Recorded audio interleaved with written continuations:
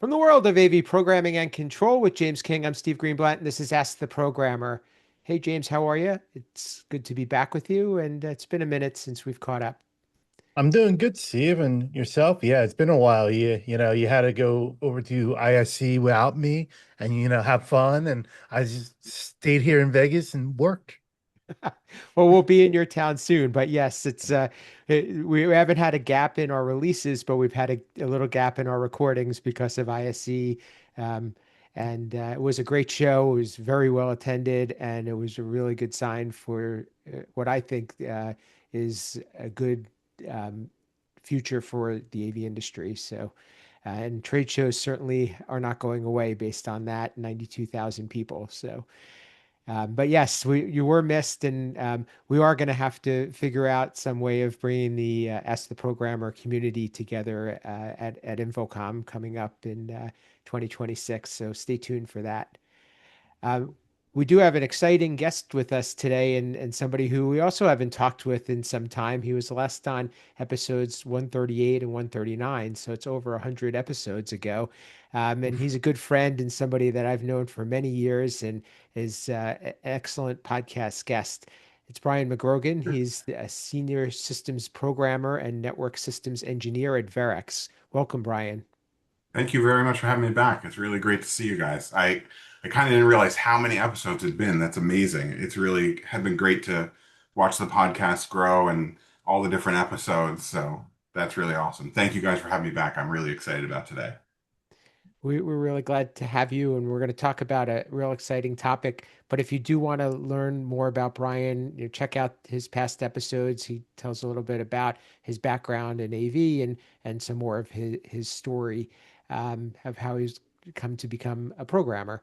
What we are going to talk about today is something that is, I think, a buzzword that everybody has heard. Because if you haven't, you certainly have been living under a rock.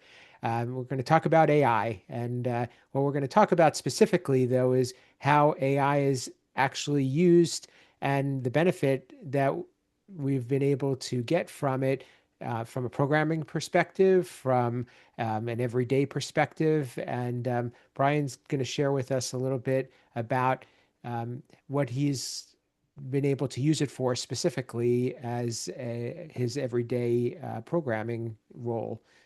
Brian, why don't you tell us a little bit about AI and how you've approached it and some of the value you've seen from it? So I will say at first and still, I am very skeptical of AI. I don't want to ever just trust it blindly.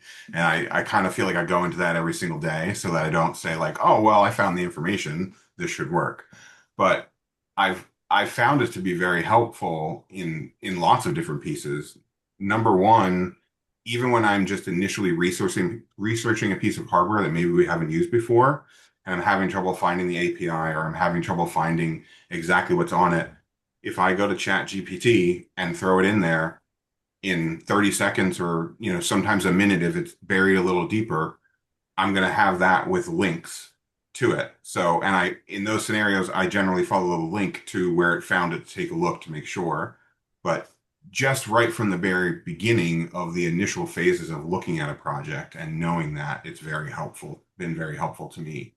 Also, an example that I'm working on at the moment, we showed one specific piece of hardware on a print. What they were supposed to get was provided by the owner. They actually had same manufacturer, just slightly different model. Couldn't tell what the differences were other than there was no 232 port on it. Old days of 232 still was a LAN port. So should have worked the same way, but absolutely completely different under the hood. And after digging in and trying to figure out what that was, I finally threw it in AI and said, can you give me the difference between these? And it gave me a really good comparison, a really good breakdown. And under the hood, the OS is totally different, even though it's the same manufacturer, and the OS just doesn't work the same way. So can't control it the same way. So that was a good one. I actually kind of wish I felt stupid at the end of I should have thrown this in here earlier to see, even if I was getting some bad information back, I could have maybe saved myself a bit of a headache looking through things. So it's been very helpful, very, very helpful.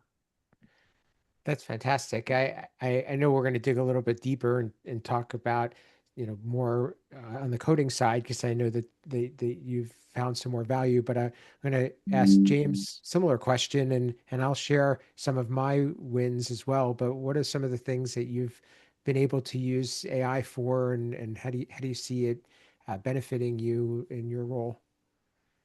So I've been very limited on my AI use. I have not used it for any programming just yet.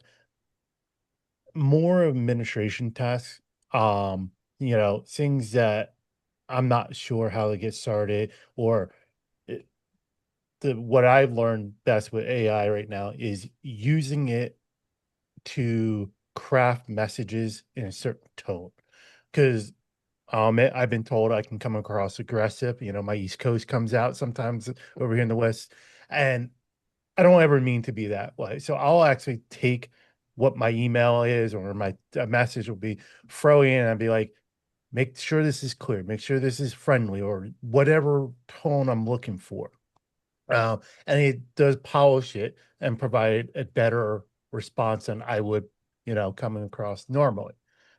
And then even getting started, like we had one where we had a workflow built out and the team was a little confused between two different terms, like when one ended and the other begins. And I could understand it in my head. I was like, it's one of those like you see it, it, but I couldn't put it into words. And I actually was like, kind of like Brian, it was like, I kind of wrapped my head around it for a little bit, trying to put it into words that people could understand. And I finally was like, you know what? Let me throw in ChatGPT. I was like, what is it?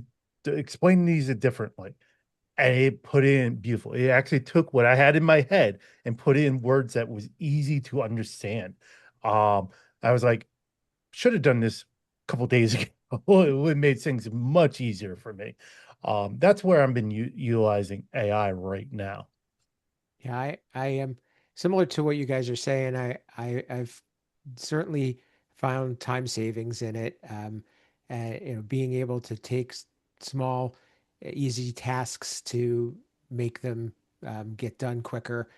Similar to what you're saying, James, writing something a little bit differently, or hey, I need to follow up on a project, and this is a situation. Can you write an email for me? Or um, even we just came back from ISE. I had notes, format these for me and put it into a follow-up plan.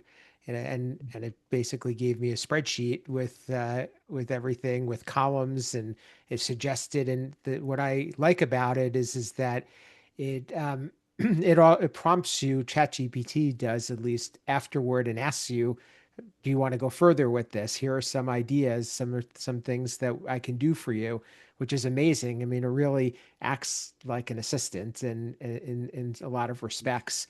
Um, I Something else that came up. I took a quote and I put it in. It said, "Generate a purchase order from this," and it took care of it for me. It was, because I don't necessarily have a formatted purchase ordering system, because we don't write very many purchase orders. I'm also just looking at my list of conversations, which is really nice that you can go back to. And I love that about ChatGPT, because you could put an idea in there and come back to it later. And it's like you picked up a conversation where you left off, and it remembers. And the thing I like about it too is it starts to get to know you, and it starts to suggest things based on who you are and some of the information you fed it.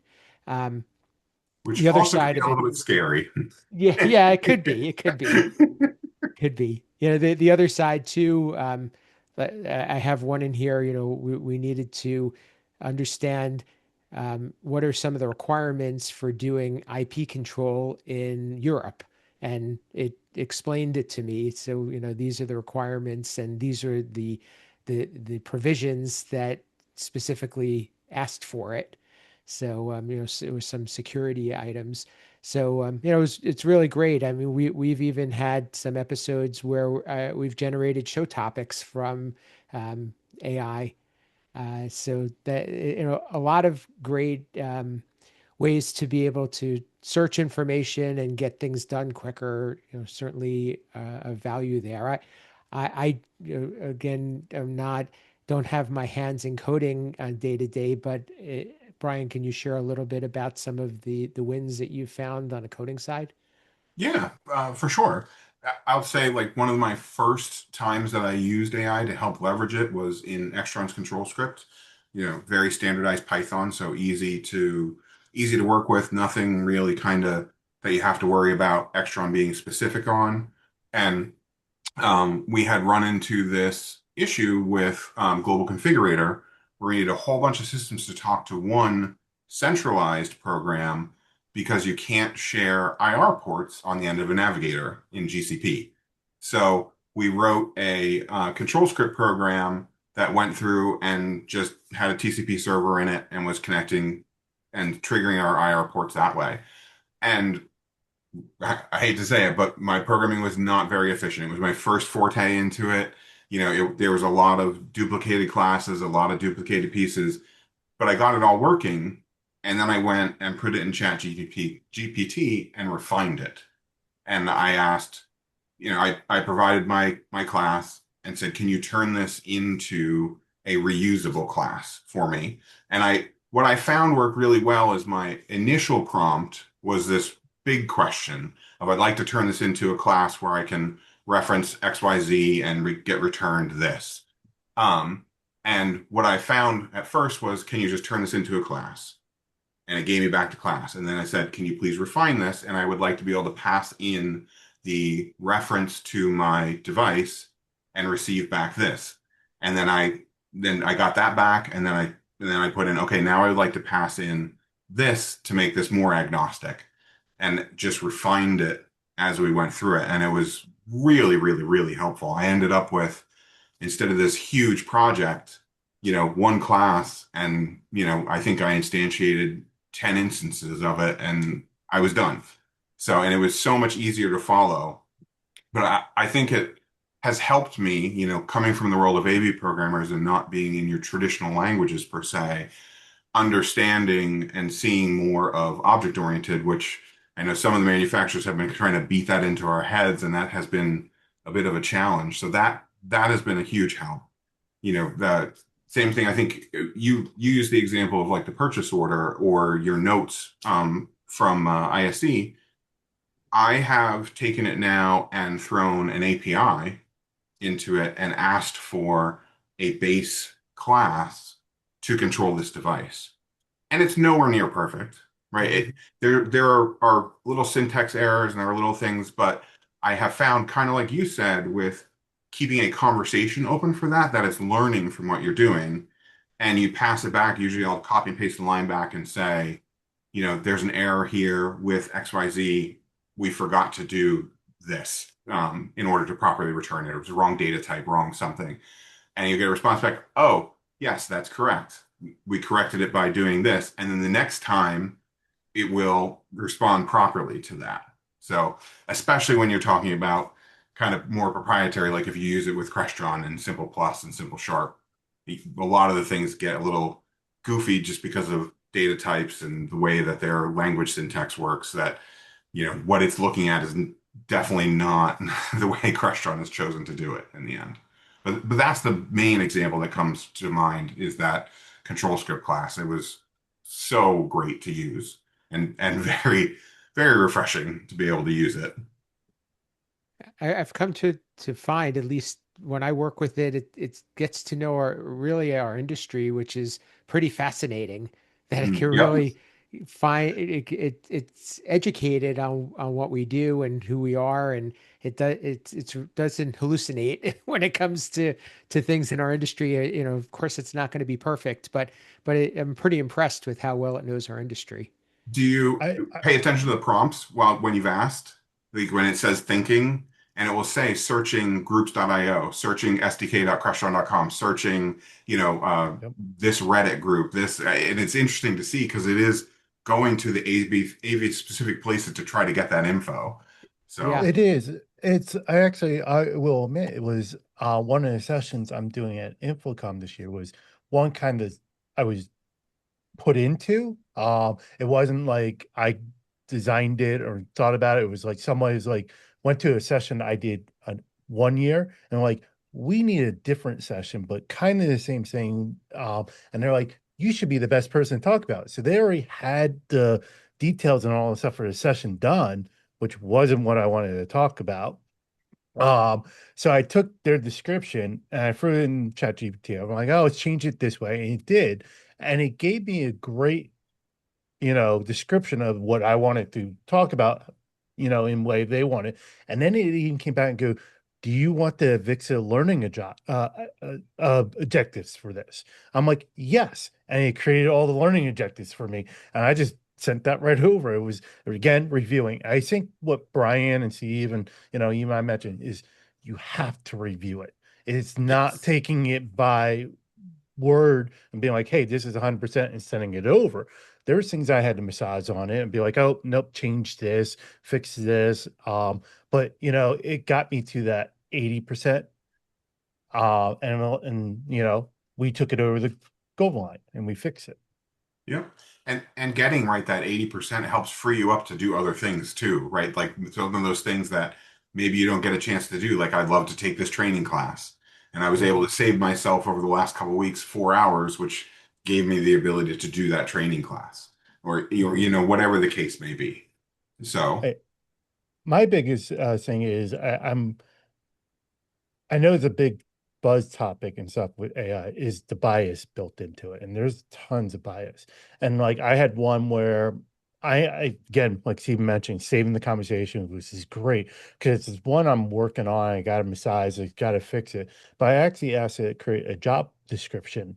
And I purposely say, I want this to be an inclusive, I want, minorities, females, all be able to apply for it. Use that language, and it threw the standard must lift 40 pounds.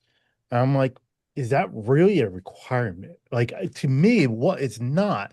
But so I have to rethink that because I know from history is a lot of times females will see must lift 50 pounds, must lift 40 pounds, and be like, oh, I can't do that and not apply.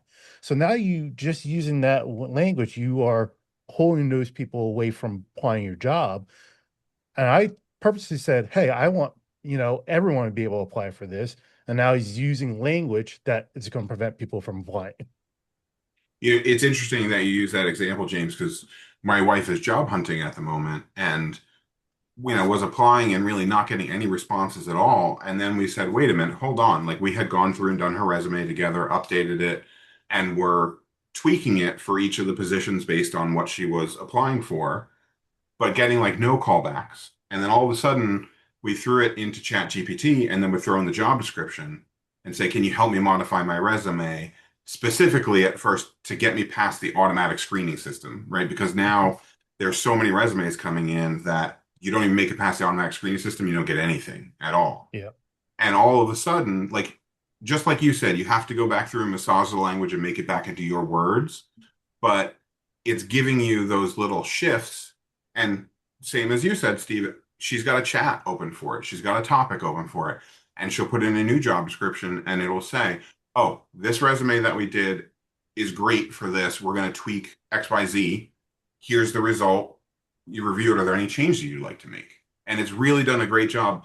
Number one, I think it's kind of helped her a little bit take some pressure off and not feel like she's got to redo her resume every single time. And, just the fact that she's getting some calls has been helping her a lot there. So I think that's another great use for it too, and that's obviously outside the AV realm per se. But I agree with all the things that you're saying. And one of the things that I've found is that personal anything that's outward facing, code is harder because it's behind the scenes, but outward facing has to still sound like you. yes. Mhm. Because if it doesn't, there's a big tell there. And I think you Hmm. can, while AI can make you sound smart, it has to still sound like you. Yeah. So Yeah. I'm not 100% in agreement with that. Yes, I agree. We need to put it on our own language. We got to bring, but think about it this way. Like I really thought about this for a while is let's take the job of carpentry. People used to use hammer, nails, cool. And then, nail guns came in, power tools came in. Does that discredit the person because now they're using a tool that, makes them more efficient. We know they're using that tool. Doesn't mean that that person is less capable of being a carpenter. So same thing. If we're utilizing a tool that, helps us, maybe do the job better, more efficient, like Hmm. who cares if people know we're using it if we're using it correctly? Oh, I Now, agree with like you there. if I take a hammer and try to use it as a screwdriver, that shows I'm not a carpenter.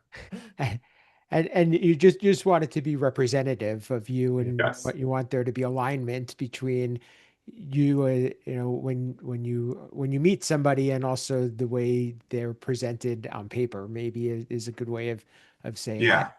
Yeah. Yeah, I think the thing to be careful about there, right, is you don't want to.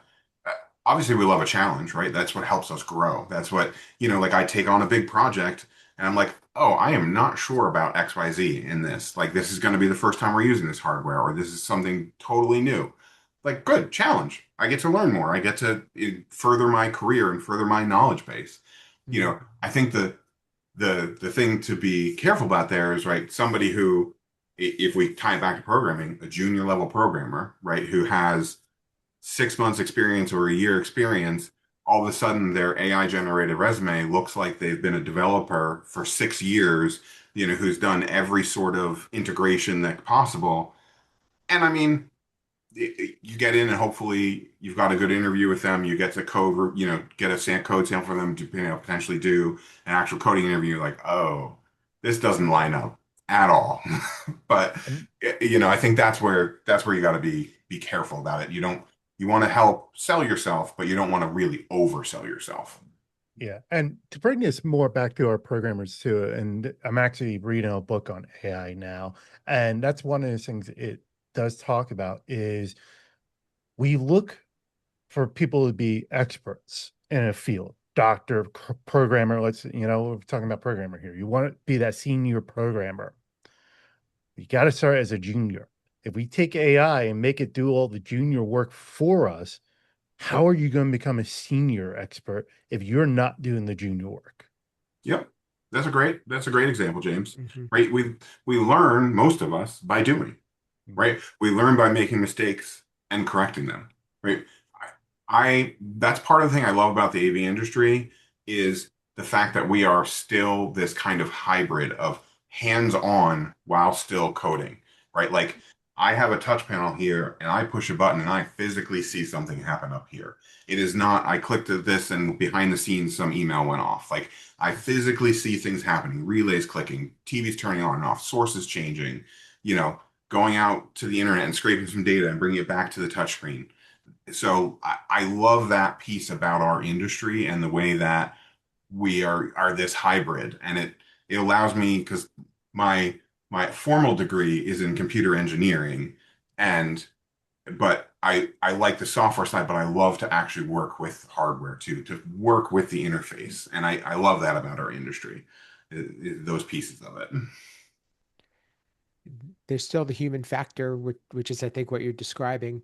Um, Yeah, one of the terms I've heard is called vibe coding, which is means that you're kind of coding alongside of AI, and that's a little bit of what you guys are talking about too. Yeah. What yeah, what I've heard from my team is that it the time savings is really very uh, very notable in being able to do that, and whether you're um, asking it for different snippets that you're putting in, or whether you're having it optimize code that you've written, just like you mentioned, Brian, or another way of doing it can be either code reviews or having it develop a test harness maybe that you can test your code against.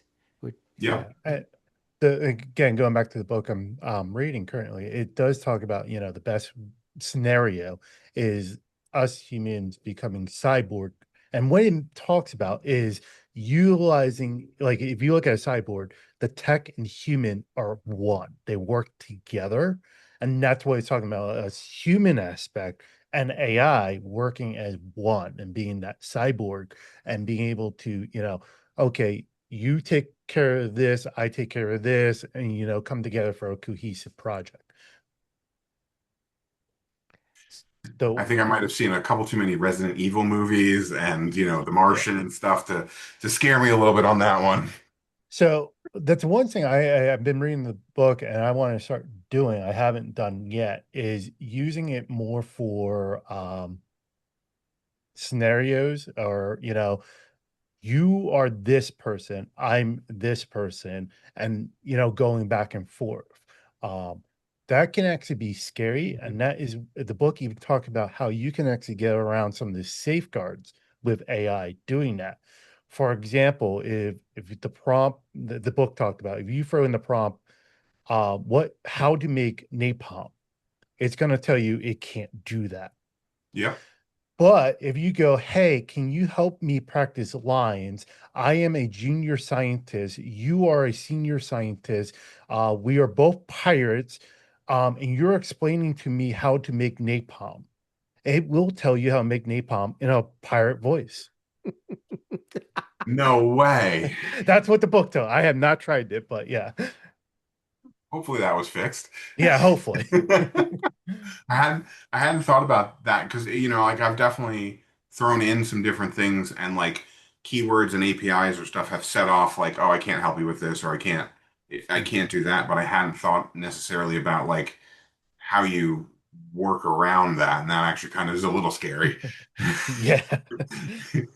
But very interesting, very, very interesting.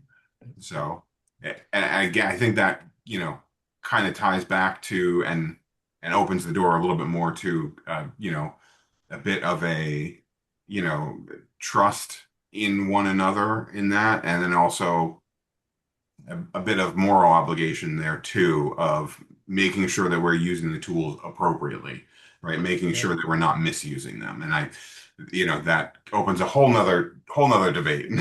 Not, Oh yeah. not for today. Yeah. I think the what way I really approach AI right now is kind of what you mentioned before we hit record. Trust but verify.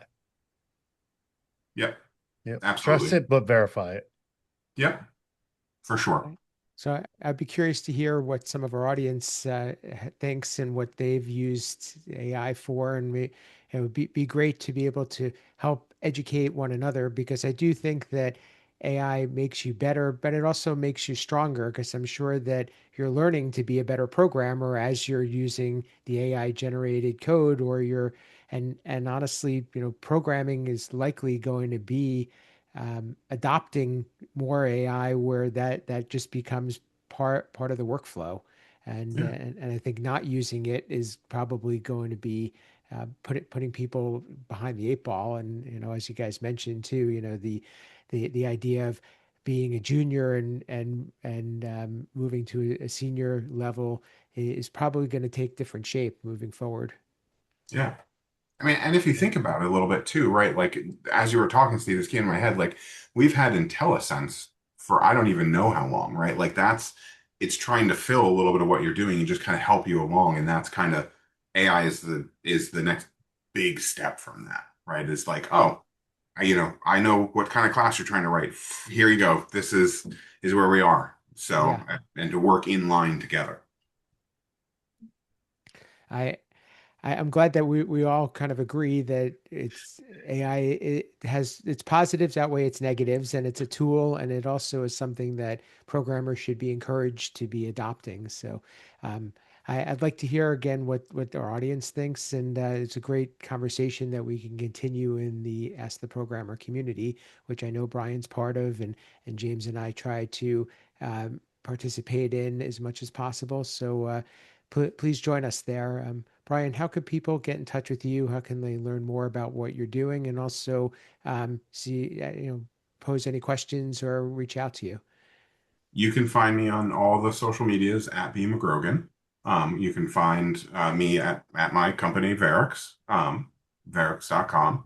And I'm always happy to have a conversation, always happy to help. I love seeing the community and seeing all the different questions that come in.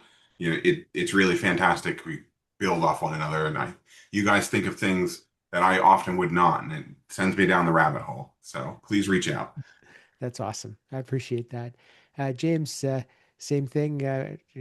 Any final thoughts and how can people get in touch with you and continue the conversation? I more want people to connect with Brian. Brian is a wealth of knowledge. I remember connecting with him maybe a couple of years ago on a state of control. And it was a great conversation. And it's always great when we can have smarter people than me on talking about things. And Brian's definitely one of them. But if you want Not to at all. connect with me, connect with me, Google me, you'll find me. Fantastic. And for me, you can reach me at Steve Greenblatt on social media, most platforms. But I'm really prominent on LinkedIn right now. My company, Control Concepts, is a supporter of this podcast, and we build some of the building blocks that programmers use to get their projects done, whether you're integrating products or you're adding functionality to your systems. You could find more about that at controlconcepts.net. If you are watching this show, you could also take us with you and listen on your favorite podcast player. And if you're listening, you can come check us out on YouTube and watch the show. Both places are a good way to leave a rating, review, comment, and engage with us. And as we mentioned before, we're trying to bring this community together so that programmers can exchange ideas and have conversations like these more often. And we have picked the LinkedIn group to be our center of that universe. So check us out there. So thank you for listening. Thank you for watching. Until next time, this has been Ask the Programmer.